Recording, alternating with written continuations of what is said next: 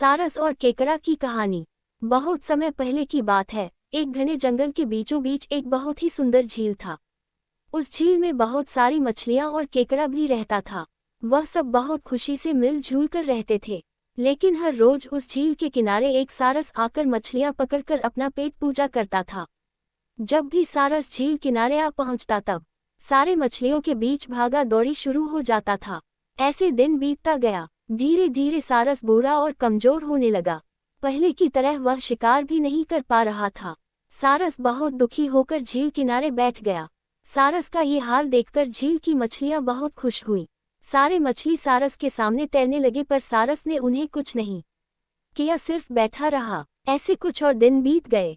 सारस को ऐसे एक जगह बैठा हुआ देखकर केकड़ा सारस के पास आया और पूछा, भाई, 2-3 दिन से देख रहा हूँ तुम यहाँ चुपचाप बैठे हो, एक भी मछली नहीं पकड़ा, खाना भी नहीं खाया, क्या बात है? केकड़े की बात सुनकर सारस फुट फुट कर रोने लगा। सारस ने कहा, क्या बताए दोस्त, मैं बहुत ही दुखी हूँ। कुछ दिन पहले एक ज्योतिषी ने मुझे एक बात बताया कि बहुत ही जल्दी यह झील सूखने वाला है। बिना पानी के तुम सब कैसे जी पाओगे? तुम सब मर जाओगे। तुम लोगों की मुझे बहुत चिंता हो रहा है, इसलिए मैंने खाना पीना छोड़ दिया। केकड़े ने कहा, क्या बोल रहे हो? ये तो बहुत गंभीर और चिंता की बात है, मुझे सबको बताना होगा। सारस की बात केकड़े ने झील की सारी मछलियों को बताया। सारी मछलियां और केकड़ा मिलकर सारस के पास गए और बोला, क्या बोल रहे हो? झील सूख जाएगा, तब हम सब कहाँ जाएंगे? क्या करेंगे? कोई तो उपाय होगा ना बचने का। हम सब ने तुमको हमारा दुश्मन समझा, पर तुम तो हमारे दोस्त निकले। हम लोगों की चिंता के कारण तुमने खाना पीना छोड़ दिया। दोस्त, अब तुम ही कोई उपाय बताओ। सारस ने कहा, अच्छा लगा सुनकर कि तुम सब ने मुझे दोस्त माना है।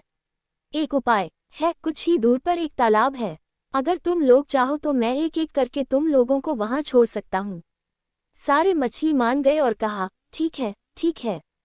तालाब में पहुंचाने के लिए अगले दिन से सारस एक एक मछली को अपने चोंच पर लेकर जाना शुरू किया। ऐसे कुछ दिन बाद केकड़े की बारी आई।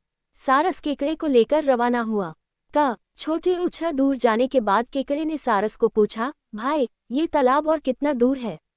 केकड़े की बात सुनकर सारस हंसने लगा और कहने लगा, तालाब? कैसा तालाब? यहाँ कोई तालाब नहीं है। मैं तो खाने के लिए तुम सबको यहाँ लेकर आ रहा हूँ।